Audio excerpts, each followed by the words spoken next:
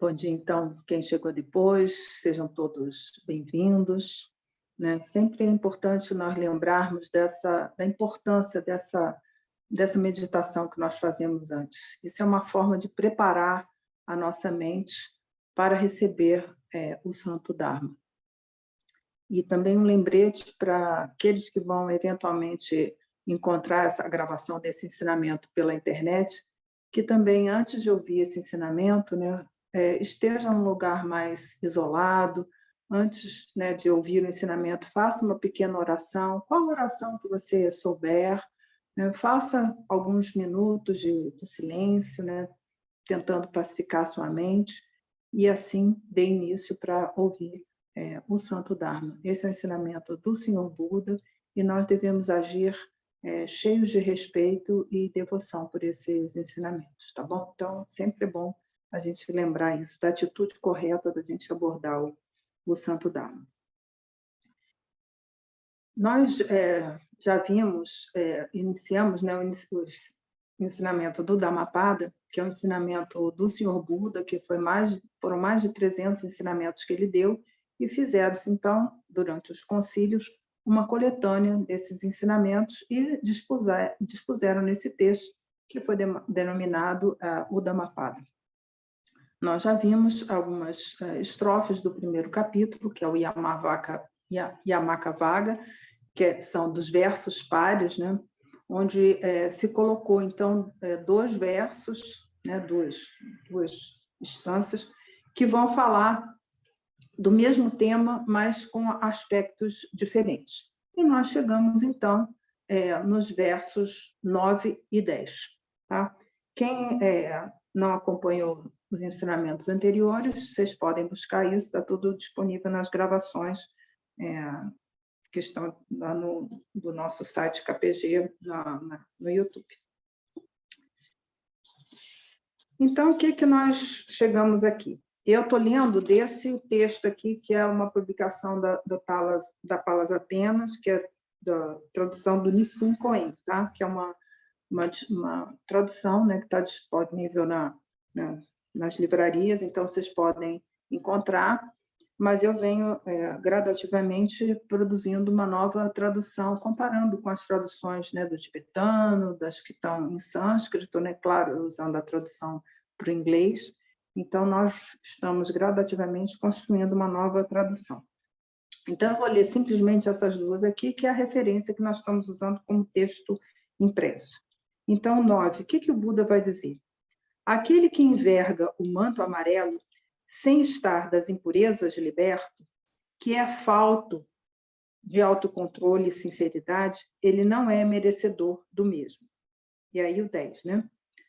Mas aquele que tem as impurezas vomitado, que nas virtudes é bem estabelecido, que é dotado de autocontrole e sinceridade, este é deveras merecedor do manto amarelo. Então, essas são, né, as estrofes de hoje. E eu trago para vocês essa nova tradução que eu venho fazendo com um sentido mais amplo, né? Porque aqui nessa tradução, assim, o conteúdo poético dele, de rima e tudo mais, foi muito preservado. Então, isso às vezes não favorece a compreensão das pessoas. Então, o 9 vai dizer: aquele que deseja vestir as vestes amarelas, sem ter purificado das máculas, sem ter a temperança e a verdade, é indigno de tais vestes amarelas. Então, no sentido ainda mais amplo, né? Aquele que deseja vestir as vestes amarelas, né, que é símbolo da renúncia, do ascetismo, da vida espiritual, sem estar livre das máculas, das impurezas, sem ter a temperança, a virtude, o autodomínio, o comedimento e a verdade, fé, sinceridade, é indigno de tais vestes amarelas.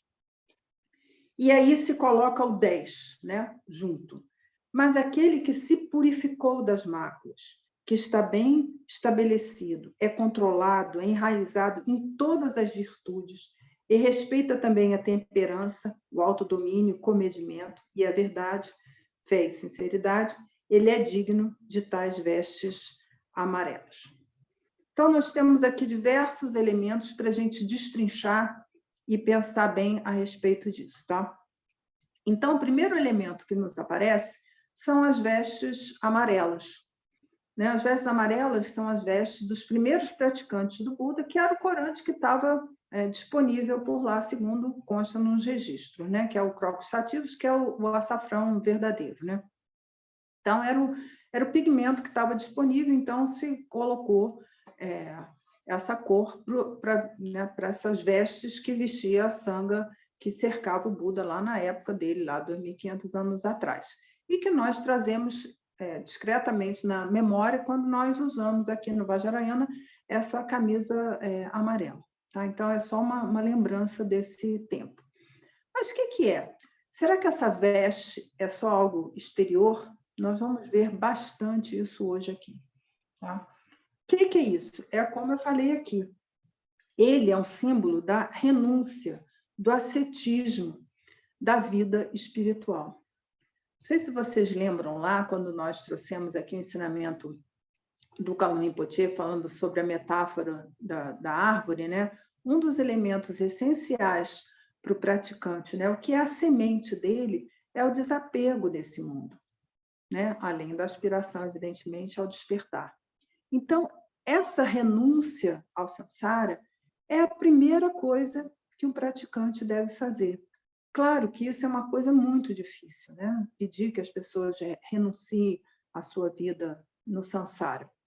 Mas, gradativamente, com a nossa prática, nós vamos poder viver no samsara sem estar vinculado e apegado a ele. É essa que é a história que nós vamos fazer como praticantes, tá? Porque às vezes as pessoas tomam isso, tem que ser desapegado de tudo. E nós precisamos compreender o sentido mais profundo dessa renúncia, desse desapego do samsara. Então, essas vestes amarelas são um símbolo disso. Né? Então, para a gente ver se a gente está vestindo uma veste amarela, né, como um realmente praticante ou como Devadatta, que nós vamos ver na historinha de hoje. Tá? Então, esse é o primeiro elemento para a gente estar aqui. E aí o Buda vai nos trazer quais são os elementos necessários para que a gente seja um praticante digno ou indigno do Santo Dharma, que são esses que ele traz aqui.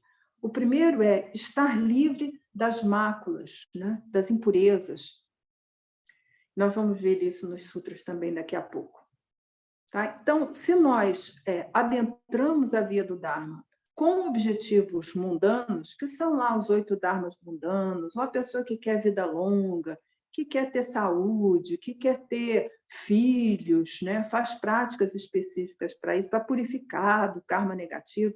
Se faz com esse objetivo mundano, não vai ter a qualidade de mente, a qualidade de coração necessária para se praticar adequadamente o Santo Dharma.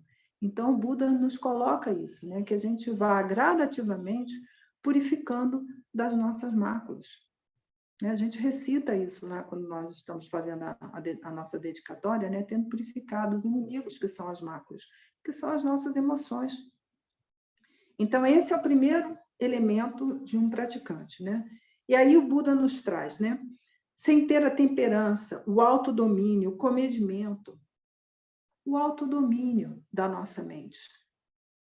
Aquele tigre louco, elefante louco da mente, a necessidade de nós termos a mente domada.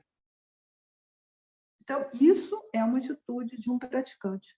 Né? Aqueles que vêm praticar o Dharma, e isso hoje em dia está bem comum, utilizam das práticas meditativas do Santo Dharma, e inclusive do Vajrayana, que é uma coisa bem espantosa, assim, para simplesmente encontrar um momento de refúgio, de tranquilidade, né? Mas continua com a sua vidinha medíocre, né? Sansárica, né? Mundana, bem preservada.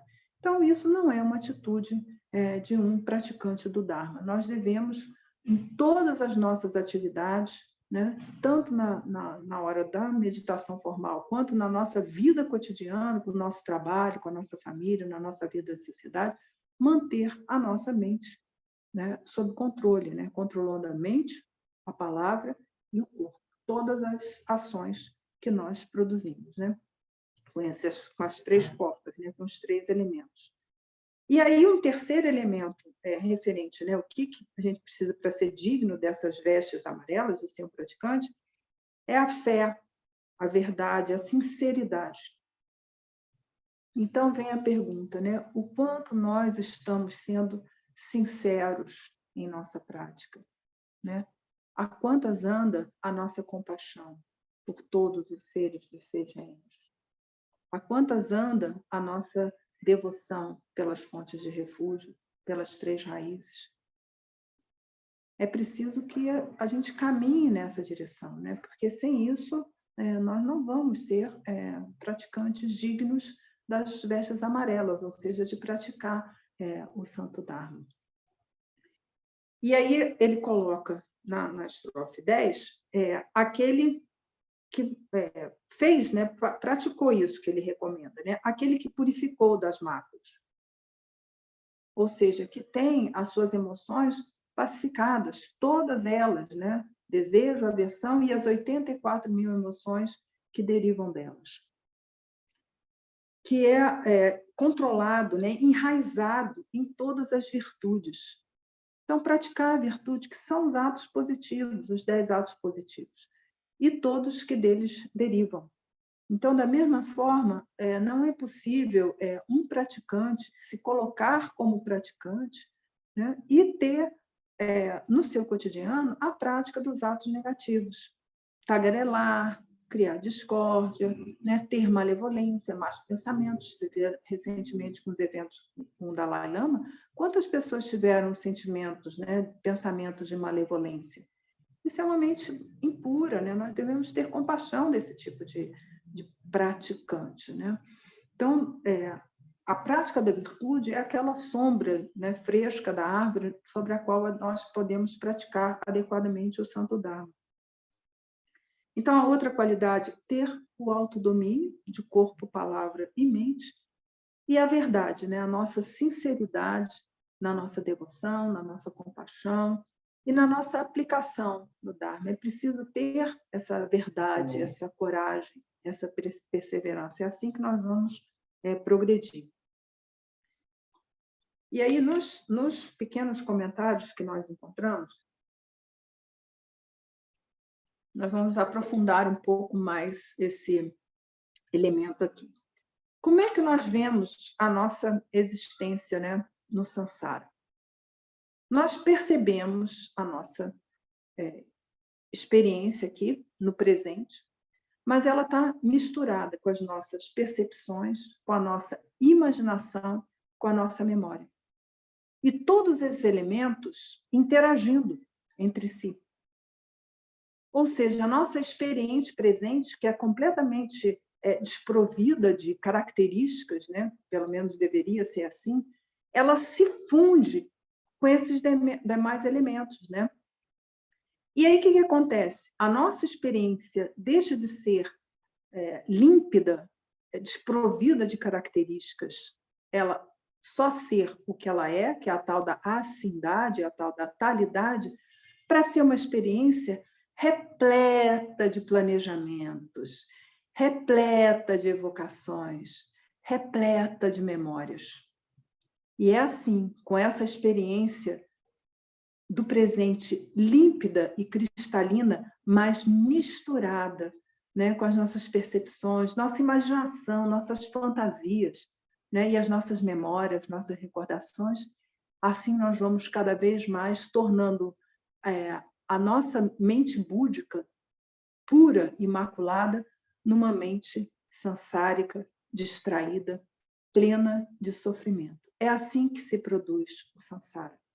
Então, todas as nossas experiências que nós temos, né, no nosso cotidiano, desde as mais simples, gente, quanto comer uma banana, quanto, enfim, qualquer coisa, ver os passarinhos, trabalhar, estar na vida em família, são só experiências Mas nesse contexto, né, misturado com todos esses elementos que eu acabei de fazer, o que acontece? O que a gente pode perceber isso quando nós colocamos isso no sentido do Mahamudra, né? São só cidades, né? Mas essas cidades estão aonde? Na nossa mente, nessa imensa metrópole que nós chamamos de mente, né? Então, são só diversos elementos que surgem dessa mente, né? Mas não são ela. Então, o que a gente faz? Solta isso no campo da pureza, deixa de maculá-las, né, com esses diversos elementos e colocamos ela dentro da sua pureza, que é a tal da talidade ou acindade, que eu não sei se vocês já ouviram esse conceito que tem na nossa tradição. Então, vamos lá. O que o pequeno comentário diz a respeito disso, né? Dessa pureza em relação à nossa experiência, aqui e agora, para a gente não macular com todos esses diversos elementos. Então, o que é dito, né? A pureza é a sabedoria, ou seja, a ausência de ignorância. Do quê? Do modo de ser das coisas. Como é que nós, distraidamente, né, com a nossa mente no samsara, vinculado aos diversos elementos das nossas 6 consciências, o que nós tomamos? Todas as experiências. Toda experiência é dolorosa, toda experiência é impermanente, toda experiência é desprovida de natureza própria. Quando nós... Não é só uma questão de conceito, tá, gente? Porque saber o conceito é fácil, né? Dá para a gente dar aula e ter uma conversa no bar e tal, mas trata-se aqui de uma realização, de uma compreensão e de realmente transformar a nossa experiência aqui. Então, quando nós entramos em contato com qualquer base externa das 6 consciências, nós já colocamos imediatamente esses selos neles. Ou seja, qualquer coisa que seja, a gente já sabe que aquilo ali é insatisfatório, é sofrimento, é impermanente, é desprovido de natureza própria.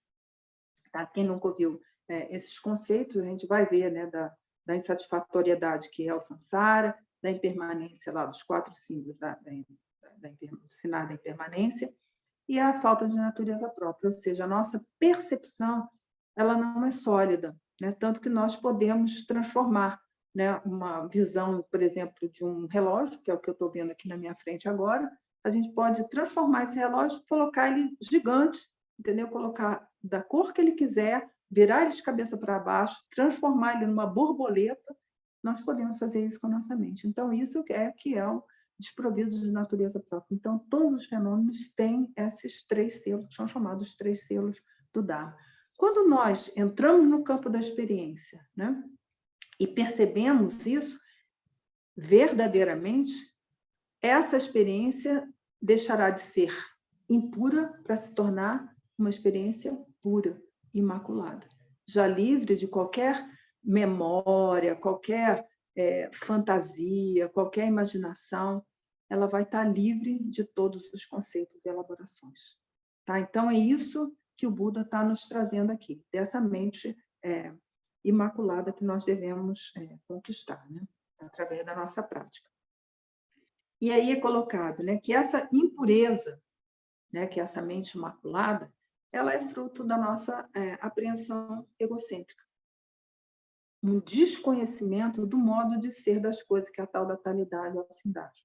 Porque tem essas duas traduções para essa palavra, né, das coisas que elas são tais como elas são, né? Então, é um desconhecimento do modo de ser de todos os fenômenos. Então, esse é o primeiro elemento aqui, né, mais importante que a gente vai trazer, que é essa questão da pureza e da impureza, para vocês entenderem bem a diferença. E essa pureza nós só vamos conseguir através da nossa prática, seja ela na prática formal das diversas meditações, quanto na nossa vida cotidiana. Tá? O Dharma jamais é desvinculado da prática cotidiana. Não adianta você praticar aqui, né, na sua meditação formal, que seja meia hora, 2 horas, entendeu? E ter uma vidinha medíocre, com seus apelos mundanos no seu cotidiano, tá? E aí o outro elemento que é bem importante, que é essa tal dessa lealdade, dessa verdade que o Buda nos traz aqui. O que é isso? É não tomar o irreal como real, que é o que nós fazemos no nosso cotidiano, com a mente distraída, com a mente no samsara. Nós tomamos por permanente aquilo que é, por natureza, impermanente. Não é assim, gente? Nós tomamos como dotado de natureza própria, né? Ah, isso aqui é assim, é o meu emprego, é o meu trabalho, é a Via Láctea, é o buraco negro, é entendeu, feijão que eu como. Ah, não, isso aqui é o feijão. Nós gradativamente vamos vendo a realidade desse feijão do buraco negro, do nosso relacionamento. Então, esse é o sentido da nossa progressão na vida do Senhor Buda.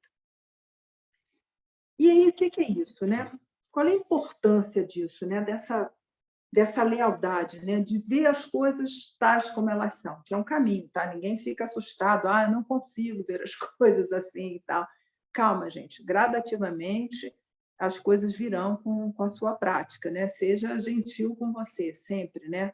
Passo a passo, na medida da sua possibilidade, você vai caminhando, tá bom? Então, o que está por trás disso, né? Realmente do nosso esforço em ver o modo de ser das coisas e o modo de ser da nossa apreensão egocêntrica. Do que ela se constitui? Né? Do que se constitui nosso ego? Né? Agora eu fui liberada para usar essa palavra. Essa palavra não é posse lá do Freud. Então, o que constitui o nosso ego, nossa apreensão egocêntrica? Esse é o principal objeto de distração que nós temos. As pessoas acham que a distração sei lá, é o trabalho, é a família, é o que tem que fazer, os afazeres, né, do cotidiano. Não! Nosso principal objeto de distração, de fascinação, o que tem mais poder para nos distrair, é a nossa própria identidade. Tanto que nós queremos defender. Nós já achamos assim o máximo, né? A última bolacha do pacote, o ó do borogodó. E não é assim.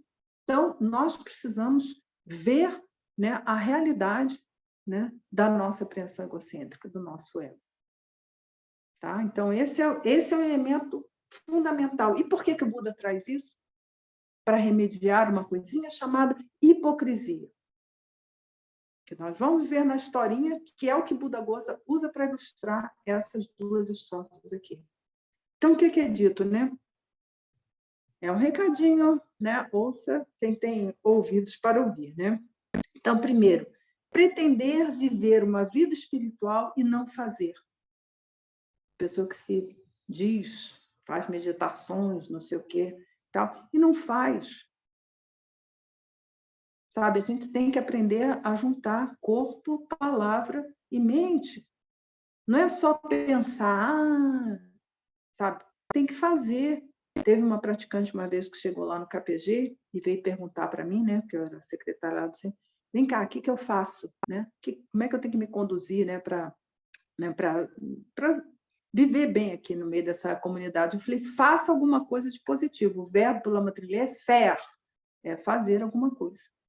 Então, é fazer o que é os atos positivos, a prática da virtude. Tá? Então, nós estamos aqui falando, né, dos hipócritas, né, que pretendem viver a vida espiritual e não fazem. Né? Buscar a verdade, né, do modo de ser das coisas e não fazer. Ficar só na imaginação, na fantasia, na fabulação. E não faz alguma coisa. Não faz, cai aqui na categoria dos chamados de hipócritas, que como está no comentário. Ter sinais exteriores de consagração à vida espiritual e interiormente só se ocupar de si mesmo, seu egoísmo e suas necessidades. Que é aquilo que eu acabei de falar, a pessoa vai lá, faz uma meditação, entendeu? Tranquilo, como eu usei recentemente no ensinamento, uma piscininha, piscininha de bebê, a pessoa fica na piscininha, na água fresquinha, está ali meditando de boa. Gente, eu sei que a vida é sofrimento, tá? Então, tá bom, se a pessoa só dá conta de ficar na piscininha ali, na aguinha, aquelas piscininhas plásticas de bebê, entendeu? Tá bom assim, mas não se esqueça que a piscininha está na laje e o negócio vai fritar. Você vai ter que sair daí. Então, é até justificável isso, né? Diante da vida ter essa característica de insatisfatoriedade mesmo, de sofrimento. Viver é uma experiência dolorosa. Não tem como. A gente pode ter brincadeirinhas aqui e acolá, mas não tem jeito, aquilo ali vai acabar em sofrimento. Não tenha dúvida nenhuma em relação a isso. Mas para aquele que realmente busca o despertar, que realmente quer se engajar numa via espiritual, precisa abandonar esses traços do que os mestres dizem que chamam de hipocrisia, né?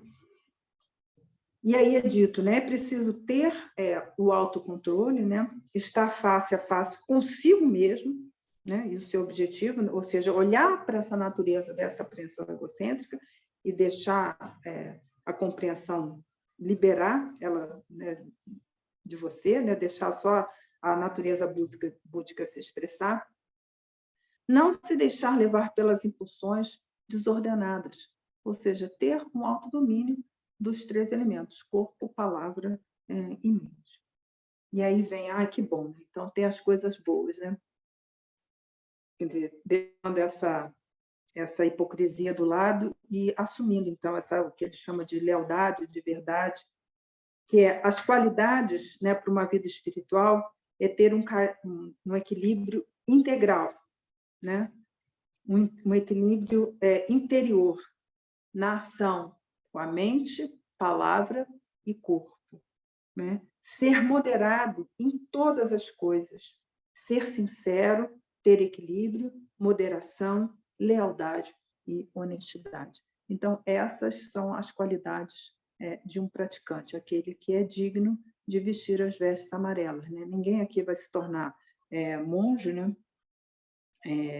O único monge que eu convivi foi o Lama Trinlé, mas, enfim, isso é uma raridade. Mas aqui não é um convite para quem vai virar monge, mas é um convite para a gente se tornar um praticante do Santo Dharma e atingir o perfeito e sublime despertar. Não precisa se tornar monge, o que a gente precisa se tornar é um praticante de verdade. E aí tem um comentário de Buda Gosa, que é o comentário oficial desse texto. Alguma dúvida, gente, até aí? Eu falei de algumas coisas assim meio por cima, que eu acho que vocês já sabem. Está tudo bem até aí?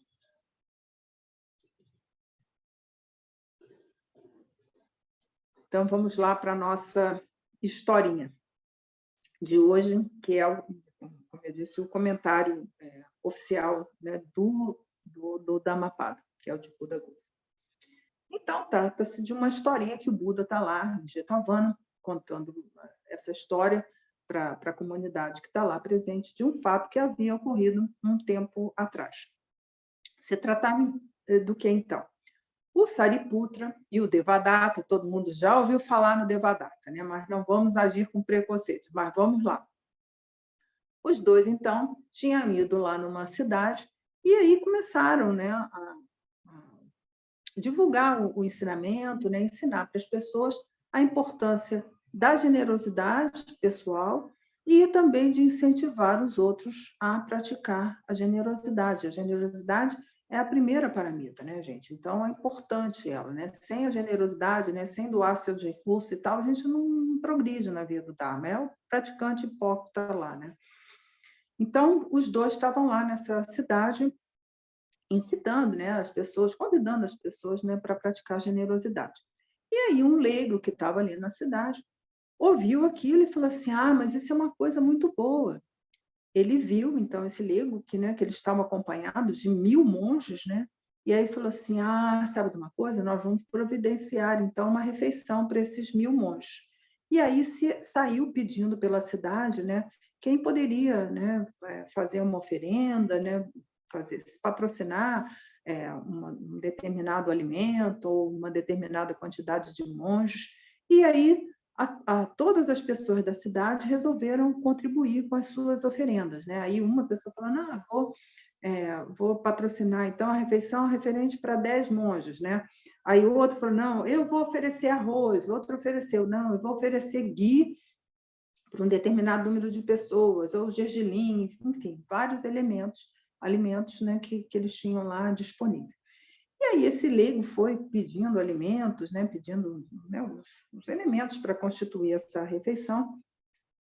E aí eles chegaram lá na casa de um senhor lá muito rico e falou assim, olha, eu tenho aqui disponível uma veste, né, muito bem ornada, ricamente ornamentada. Vocês vão fazer o seguinte, vocês peguem essa veste e vendam ela para conseguir recursos para poder constituir, então, essa refeição aí para os 1.000 monges.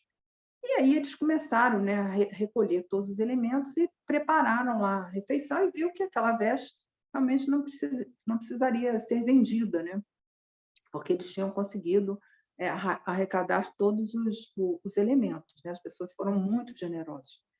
E aí ficou lá, o que a gente faz com essa veste agora? Porque era uma veste muito rica, né, muito, né, divinamente bordada e tal.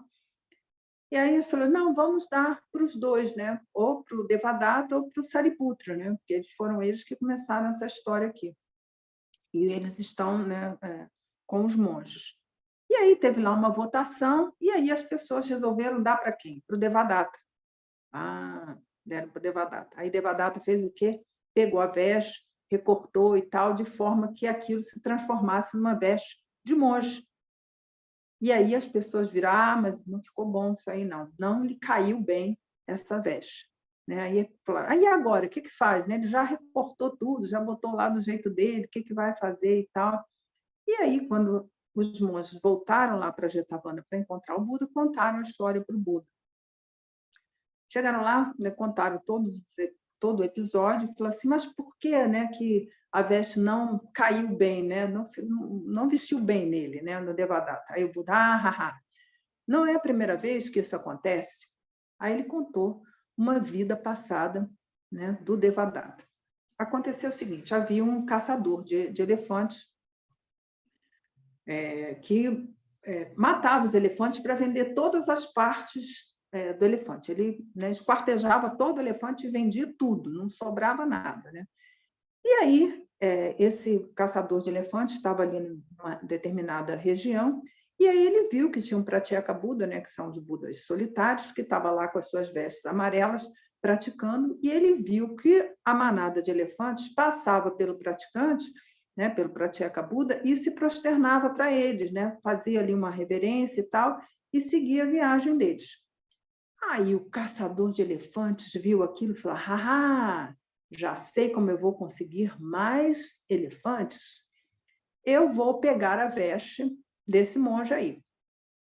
E aí ficou ali na espreita e tal, um determinado momento, o monge foi lá, né, o Pratyeka Buda foi lá se banhar lá no rio e deixou as vestes, né, na beira do rio lá, e aí o caçador foi lá e pegou a veste dele. E aí se vestiu, né, com as vestes do Pratyeka Buda, né, as tais vestes amarelas lá, e ia para a beira da estrada. Aí passava a manada de elefantes, ele matava o último. Se colocava no outro ponto lá da estrada, matava o último. Aí um dos elefantes, né, que era o chefe lá da manada, falou assim, mas o que é isso? A manada está a cada hora, né, diminuindo e tal. Já sei quem que é, aquele que fica no meio da estrada esperando, ele está matando, né, o pessoal, né, da minha manada. Eu vou lá atrás dele. E aí, só que ele era um elefante maravilhoso, que foi um dos renascimentos do próprio Buda, né, que ele renasceu como um elefante. Ele é um elefante assim majestoso, maravilhoso e tal. E ele foi se aproximando do caçador, e aí o caçador ficou morrendo de medo, se escondeu lá atrás da árvore. Aí, né, o elefante, né, que era o Buda, falou assim, eu tenho a opção de, com a minha imensa tromba, ir lá e esmagar ele na tromba, na árvore, né? Vou esmagar ele e acabo com a vida dele. Mas do que isso me serviria? Né? eu simplesmente vou, né, prestar atenção de uma pessoa, de um praticante, né, que não vestindo de forma inadequada as vestes de um praticante, ou seja, se colocando como um praticante, quando na verdade ele era um assassino. E aí o Buda termina então de contar essa história dizendo, né, Devadatta era o caçador de elefantes que se apoderou das vestes do praticante e eu era esse elefante-chefe de manada. Então, esse, gente, é o comentário que o Buda Gosa nos traz. E para que isso, né? Por que contar historinha, né? Como eu já falei aqui, o Buda não contava essas historinhas para entretenimento do pessoal. É para que a gente reflita o quanto que nós estamos vestindo, né, uma veste de praticante, se colocando como praticante, quando a gente lá por dentro está todo contaminado com os 8 dharmas mundanos. Não temos sinceridade na nossa prática, né?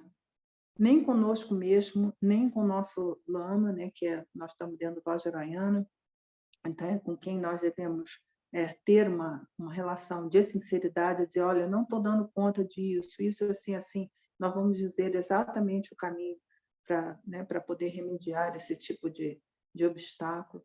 Então, é isso que o Buda está nos trazendo aqui, da importância de nós sermos praticantes sinceros e agirmos com o nosso corpo, palavra e mente. Não se trata simplesmente de um pensamento, né? Há de ter todo esse engajamento. Quais são as suas ações no seu cotidiano que contribuem para o seu despertar? E aí tem toda uma história que nós devemos praticar. Né? O primeiro exemplo que ele traz aqui é a prática da generosidade. A quantas anda a prática das nossas paramitas? Sem paramita não tem despertar, gente. A gente cai lá na categoria dos praticantes hipócritas, como é dito aqui no comentário. Então, essa é a historinha de hoje. Espero que vocês assim reflitam sobre isso. Tá? Como eu disse anteriormente, a vida está tão difícil, né? Está cada vez tão mais complicada, a gente está no Kali Yuga, então as condições são realmente muito difíceis para a gente praticar o Dharma, as condições de vida são muito difíceis. Essa semana eu ouvi de um jovem, um rapaz muito inteligente, rapaz de 15 anos, falou, olha, eu não quero viver mais que 25 anos. Eu falei assim, mas por quê, né? Ela falou, porque não tem nada que me interesse nessa vida. E ele não tem problema psicológico nem psiquiátrico nenhum, não, tá, gente? Então, assim, ver que há uma falta de interesse pela vida, né? Vida, aqui, essa vida biológica. Se não tem isso, entendeu? Veja como é que está a condição. É porque realmente não tem muito suporte nem para a gente viver.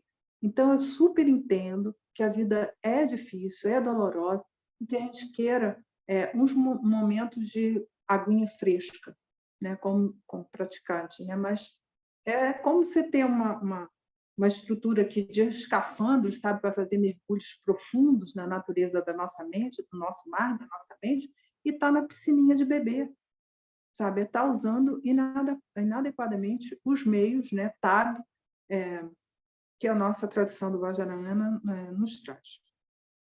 Tá bom? Tudo bem até aí?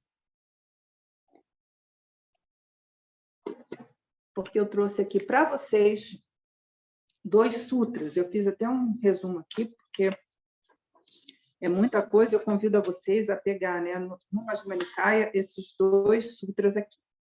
E por que da importância do sutra? O Kalung Rinpoche já falou da importância de nós nos remetermos sempre ao sutra, porque atualmente, por conta da situação extremamente difícil que atravessa a humanidade como um todo, e cada vez a coisa está indo pior, o Vajrayana está se derivando em 2 fortes correntes. Uma que é predominantemente hoje na Europa, o que domina, que é uma tradição de yoga, né? Ou seja, se desconstruiu toda a questão do ritual, dos altares e tudo mais, né? Os templos são absolutamente minimalistas, assim, mais minimalistas do que o nosso querido e amado Zen, que é uma prática de yogis, né? Então, E isso é o que está mais em uso hoje na Europa, é a corrente mais forte que tem na Europa hoje. Né? Mas em outros lugares, ela vem se tornando Vajrayana num budismo devocional. Não tem nada de mais, né, nem de errado no budismo devocional. Né? Ao longo desses 2.500 anos, em situações de extrema penúria, né, de fome, as pessoas ignorantes, analfabetas, mestres, por compaixão, criaram um budismo devocional, onde as pessoas têm uma crença numa proteção de uma divindade. Tá? Não tem nada de errado nisso. É perfeitamente compreensível diante dessa situação miserável dessas pessoas, né? Mas nós estarmos a mesma coisa, né? Usando instrumentos poderosos do Vajrayana para ficar na piscininha de bebê. Né? Então, a gente é capaz, jamais duvide da sua capacidade de realmente empreender-se nessa via. Então, para a gente não cair nem numa história nem na outra, a gente precisa sempre se referir aos sutras para ver o que o Buda disse a respeito das coisas. Tá? Então, o primeiro que eu separei aqui para vocês é o Vatupana Sutra, né, que está no Majjhima Nikaya 7. Isso aí vocês acham fácil na internet. Né, a leitura e a reflexão do sutra é uma meditação, tá? Porque tem muito ensinamento, o Buda repete, né, os elementos, então faz a gente ir voltando. É um exercício divino maravilhoso. Né? Eu, particularmente, tenho bastante apreço por esse tipo de prática. Né? E o Buda, então, nos traz esse, que é a tradução dele, que é a símile do pano. Então, eu vou ler aqui, eu fiz um resumo, né, porque o sutra é grande, não ia dar para trazer esses elementos todos aqui para você. O Buda, então, está em Jetavana, e ele diz assim: suponha que um pano esteja sujo e manchado. Se colocasse corante, esse pano ficaria o quê? Mal tingido, né? Aí ele te explica, né? Quando a mente é impura, um destino infeliz aguarda o praticante. E aí ele coloca outro exemplo, né? Suponha, então, que o pano esteja limpo e claro. Se colocasse corante, o pano ficaria bem tingido, né? Quando a mente é pura, um destino feliz é esperado, né? E quais são essas máculas, né, que tingem esse pano? O Buda vai dizer, então, cobiça, desejo inábil, né, e prejudicial, má vontade, raiva, desdém, inveja, avareza, obstinação, petulância, arrogância, vaidade, negligência, atitude dominadora, fraude, engano, vingança e presunção. É uma lista grande, né? Uma lista grande que a gente tem que ver. Porque essas são as máculas que o Buda enumera como elementos que maculam a mente. Então, a gente precisa fazer bem uma análise pessoal para ver o quanto desses elementos estão presentes na nossa mente. E pior ainda, se estão presentes na nossa prática do Dharma. Não vai dar certo essa história, já aviso logo, né? E aí o Buda segue, né? Os bhikkhus, né, que são os monges, devem abandoná-las e assim adquirir perfeita confiança no Buda, Dharma e Sangha. Então, o Buda vai nos trazer que, enquanto a gente tiver essas máculas, nós não adquirimos confiança no Buda, no Dharma, na Sangha. Então, nós precisamos purificar dessas máculas, né?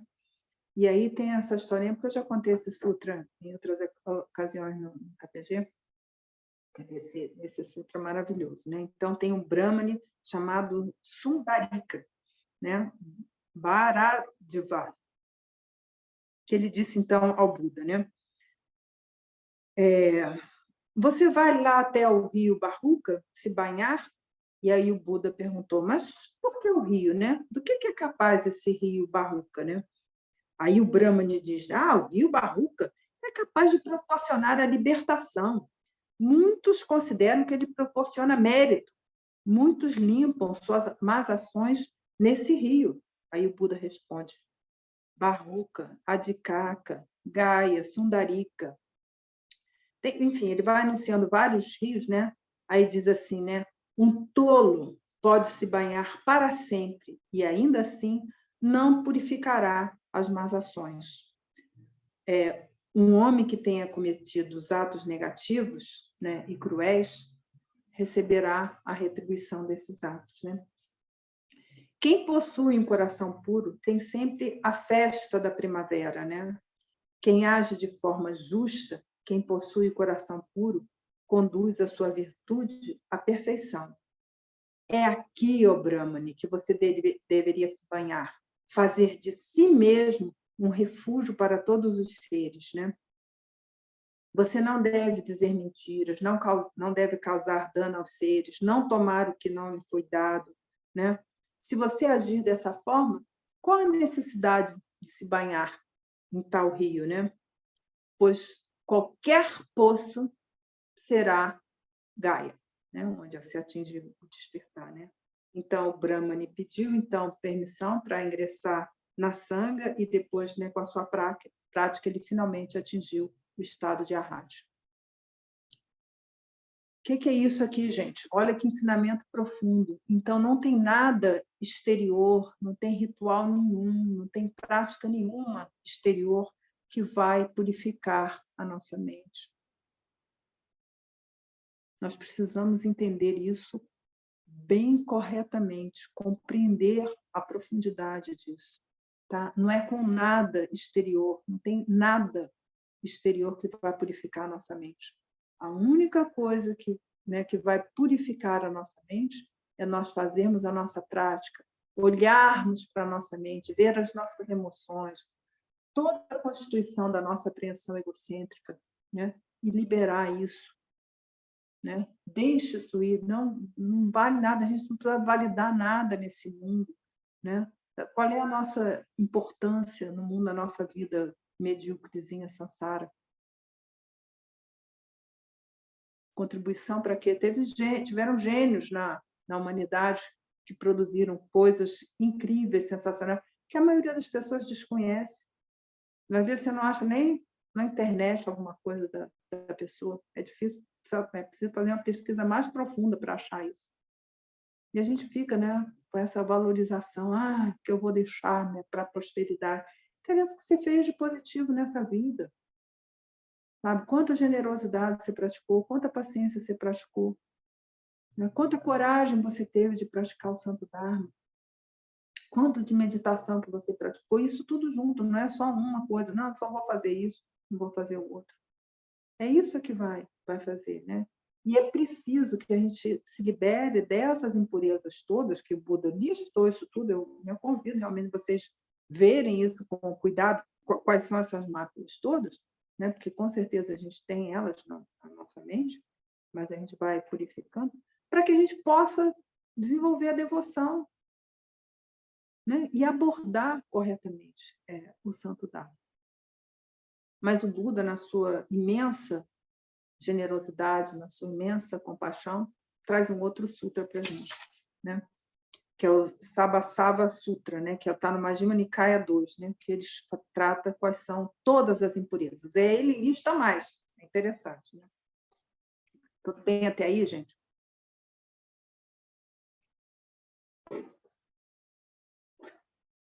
E o Buda, então, está lá em Jetavana, e ele vai dizer, né? A destruição das impurezas é realizada por aquele que sabe o que vê e não por aquele que não sabe e não vê. Quando alguém aplica sua atenção sem sabedoria, as impurezas que ainda não surgiram surgem, as impurezas que já surgiram aumentam. Mas quando alguém aplica sua atenção com sabedoria, as impurezas que ainda não surgiram não surgem e as impurezas que já surgiram são abandonadas. Então, aqui ele vai dizer que a nossa atenção deve ser com sabedoria. E aí, como é que a gente faz isso, né? Ele vai dizer, então, os 7 métodos de purificar as impurezas. Olha que maravilha, né? O Buda como médico, né? Lá das 4 metáforas, né? E aí ele vai dizer, né? O primeiro método é a visão, né? A pessoa que se ocupa com coisas que não merecem atenção. É um questionamento para nós, né? Quantas coisas que a gente ocupa a nossa atenção com coisas que não merecem a nossa atenção. E aquele que não se ocupa com aquilo que merece atenção, que é o quê? A prática da virtude, a prática do Santo Dharma. E aqui não é a coisa de falar até o santo dá. Não, é você ter um coração generoso, bondoso, amável, ter respeito, amor, compaixão por todos os seres. Aqui não é para você, eu sou budista ou não budista, não interessa isso, né?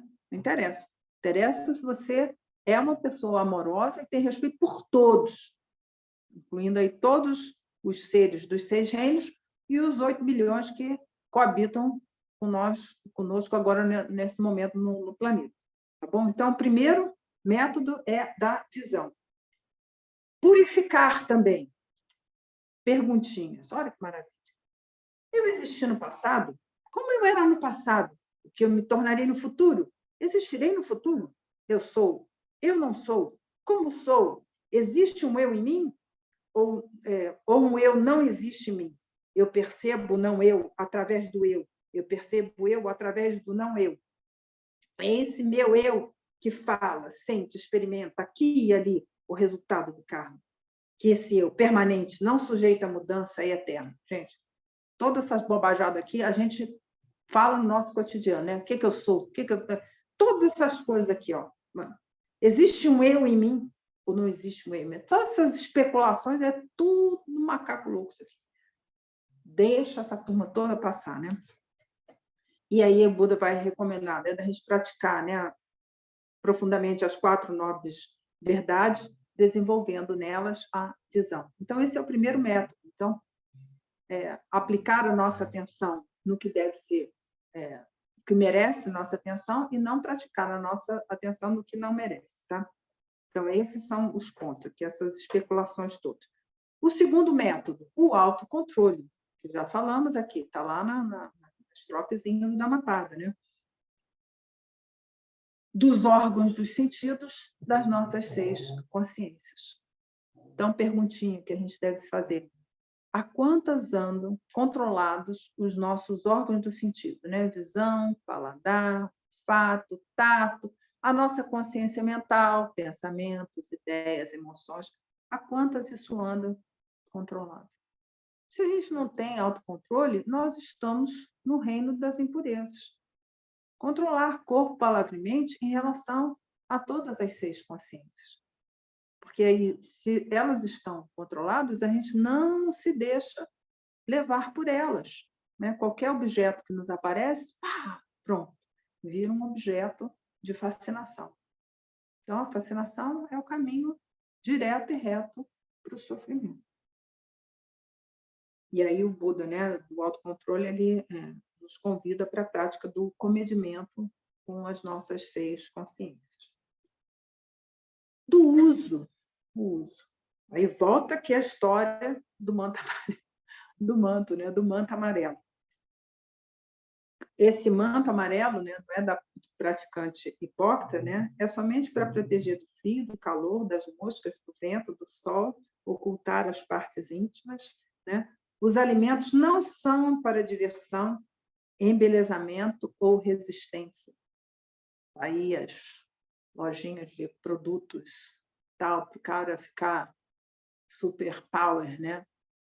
Então, os alimentos não são para isso, simplesmente para nutrir adequadamente o nosso corpo, para a gente poder levar com saúde essa preciosa existência humana, né? E os medicamentos são somente para sensações aflitivas. Gente, isso aqui tem 2.500 anos, esse ensinamento. Então, quantas pessoas hoje tomam medicamentos para as coisas que não precisam de medicamentos? Então, nós sabemos o uso adequado até dos medicamentos. O Buda está lá no Sutra isso, gente. Coisa tão atual, né? Imagina. Mas tem 2.500 anos esse ensinamento. Imagina. Então, qual é o uso que nós temos dos diversos elementos que nos cercam? Da refeição. A gente realmente tem alimentação para, né, se perder nos prazeres ou para realmente nos nutrir, para nos alimentarmos? Né? O que você está oferecendo para o seu corpo? Né? E as bebidas, né? As bebidas são saudáveis, estão nutrindo, estão alimentando o seu corpo. O que eu ofereço para o meu corpo cotidianamente? Né? Como é que eu estou fazendo uso dos diversos elementos que a gente precisa? Qual é o uso que eu estou tendo, né? Estou fazendo do teto que me protege?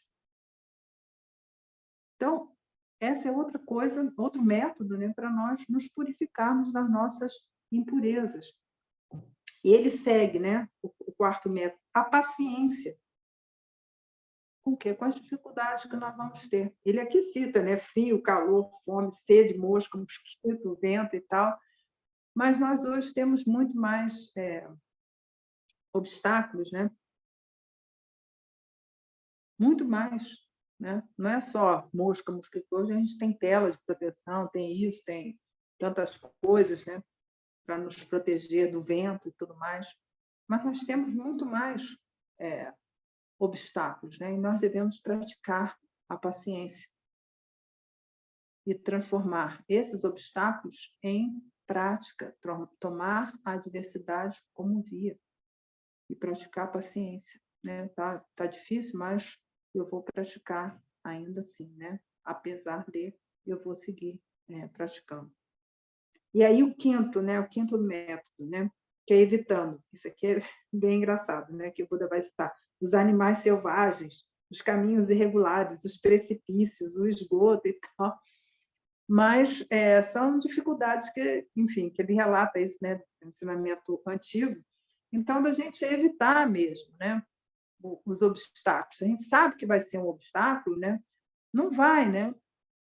E o outro bem que ele cita aqui, que são as más companhias. Isso aí todo mundo já sabe, porque a nossa mente ainda é muito instável e a gente é muito vulnerável, suscetível às más companhias. Então, se as pessoas, né, elas podem nos desvirtuar da nossa prática, né, incitar que nada, você não tem que ser generoso nada, nada que negócio de paciência, que isso, você tem que responder, né? Não leve desaforo para casa. Gente, esse tipo de pessoa é completamente alienada, a única coisa que nós vamos ter deles é compaixão. Tá? Então, deixa quieto, entendeu? Tem respeito, consideração por ele, mas não anda nesse tipo de companhia, porque isso aí não vai fazer nada de bom para você na sua prática.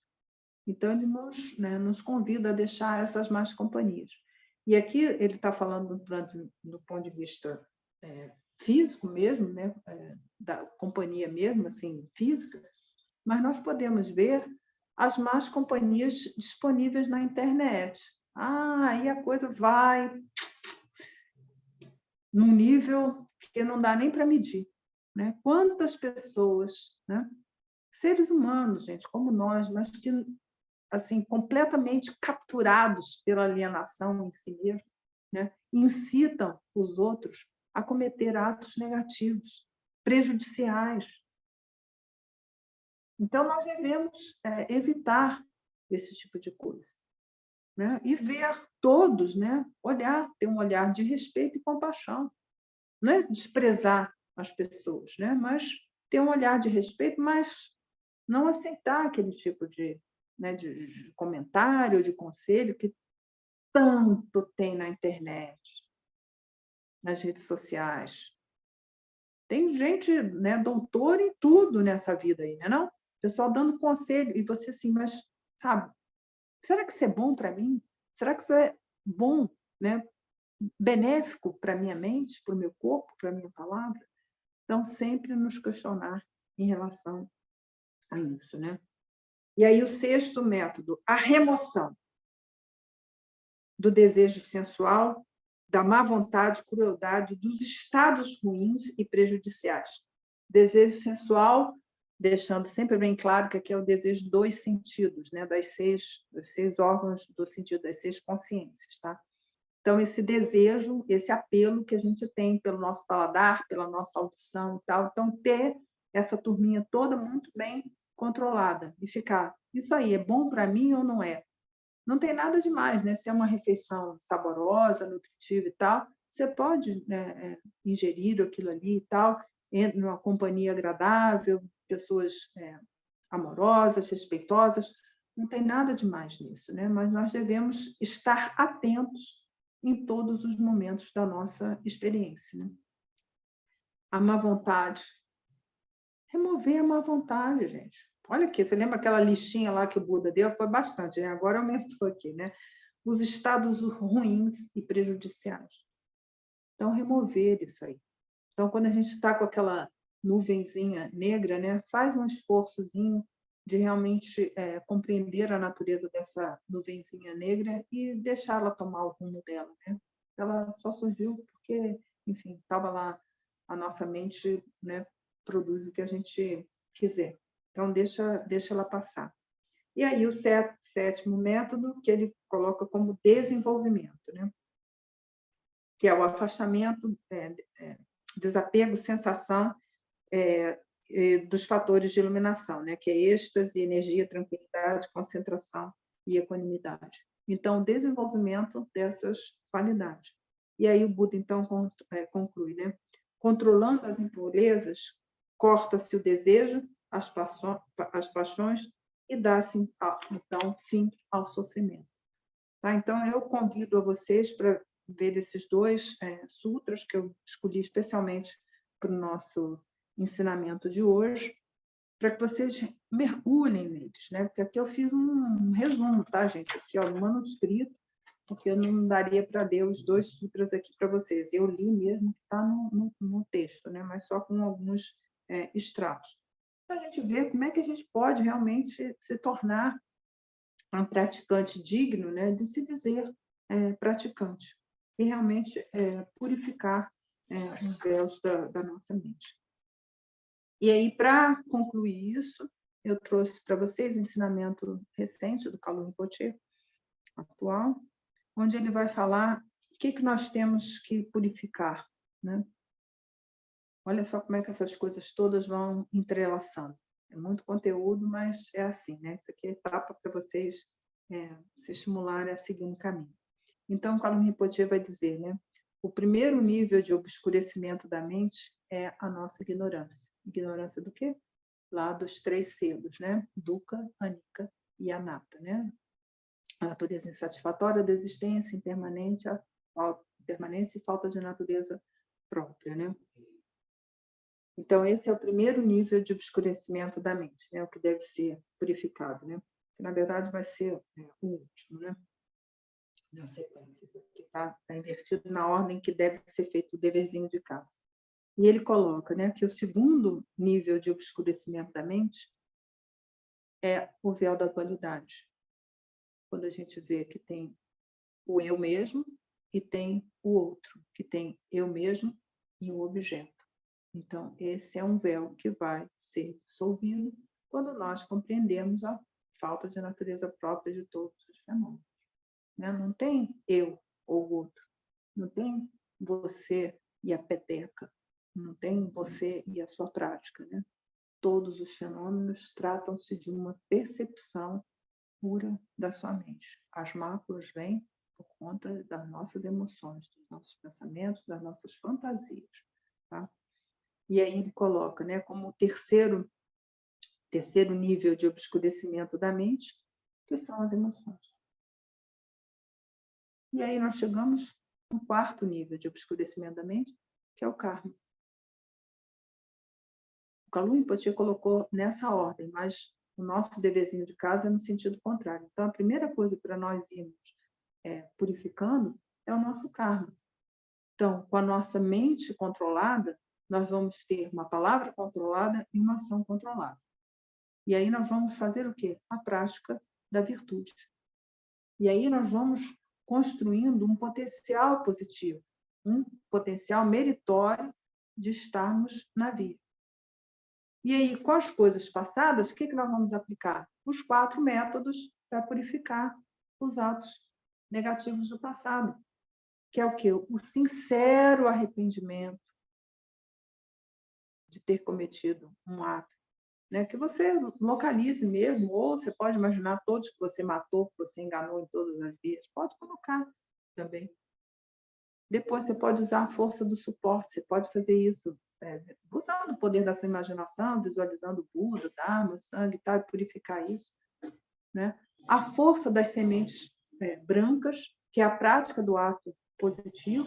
Então, se você tagarelou, né, e com isso prejudicou as pessoas, pratique o silêncio. Né? Então, é a força das sementes brancas. E depois se comprometer a não cometer mais esse ato. É assim que nós purificamos o nosso karma passado. Quando nós fazemos um ritual, qualquer que seja de purificação, né, de karma passado, esses 4 elementos têm que estar presentes. Como a gente já viu aqui, não é se banhando num rio ou num ritual qualquer que nós vamos purificar o nosso karma. É praticando isso aqui. Se tem ritual ou não tem ritual, não tem a menor importância. O que é importante são essas 4 forças aqui. É isso que vai fazer a gente purificar o nosso karma, tá? E aí, um nível mais sutil, que é o quê? As emoções, que a gente vai purificar praticando calma mental, predominantemente, porque nós vamos olhar para essas emoções e deixar elas todas, as 84 mil emoções, deixar essa turminha toda aí, né? Gradativamente, nós vamos purificando o véu da dualidade, né, que ele chama de nível de obscurecimento da mente, purificar isso, né, que na verdade não tem eu, você, não tem nada disso, nem você, nem o objeto, né, nem você e o buraco negro, né, tudo não passa de uma percepção da sua própria mente. E o último, então, o véu da ignorância. Então, nós vamos fazer o deverzinho de casa no sentido contrário aqui, como um método, né? E aí ele segue, né? Se todos esses obscurecimentos são removidos, né? Isso é o sangue, né? Buda, é sangue, né? Então, o sangue quer limpar, né?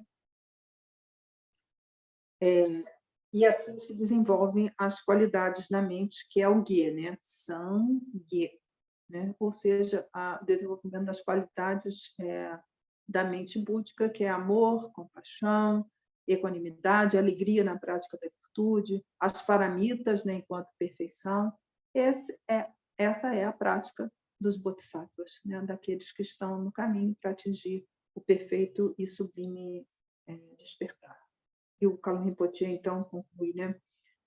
A budeidade é o reconhecimento e compreensão da completa pureza da mente.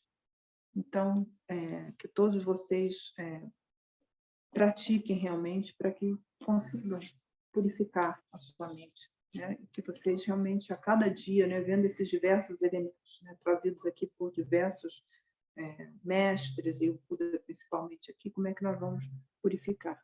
Sem purificar a nossa mente de todas essas máculas, nós não conseguiríamos ter essa devoção e essa aplicação no caminho do Dharma. Tá bom? Então, é isso que eu preparei para vocês hoje. Tem alguma dúvida, alguma pergunta?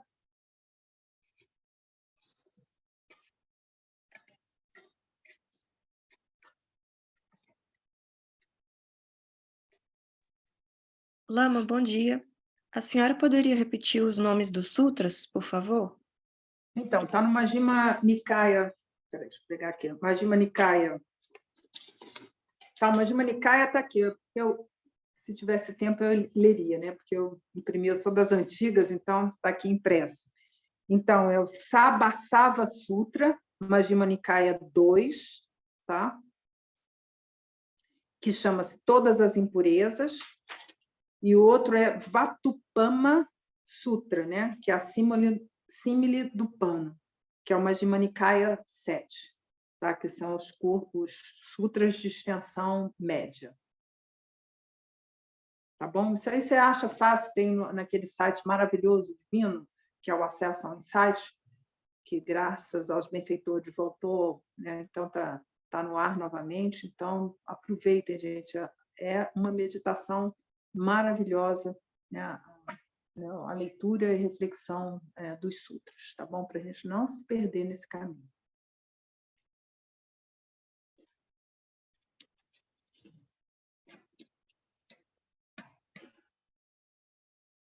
Tá bom? Mais alguma pergunta, gente? Só tem um pequeno aviso aqui.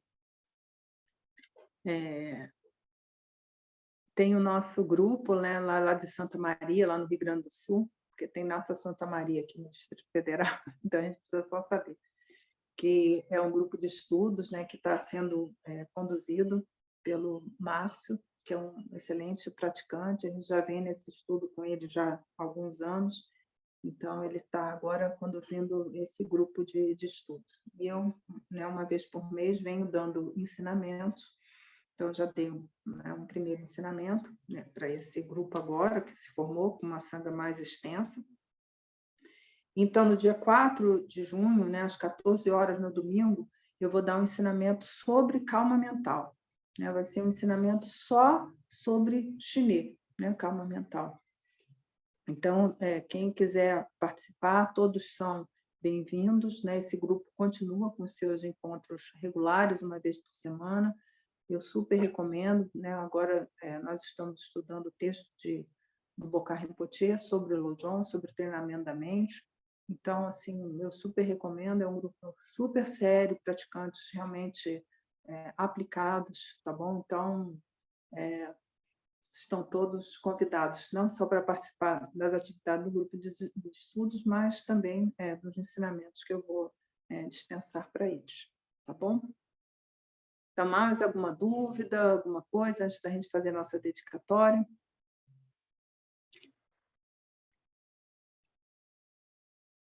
E aí, para que a gente faz a dedicatória, né? É só uma precezinha, com as palavras vazias? Não, gente, tem ensinamento aí, né? Então, graças a esses méritos, tendo obtido o quê? A onisciência e vencido o quê? Os inimigos, que são as máculas, posso liberar todos os seres do oceano do Sansara, agitado pelas ondas do nascimento, velhice, doença e morte.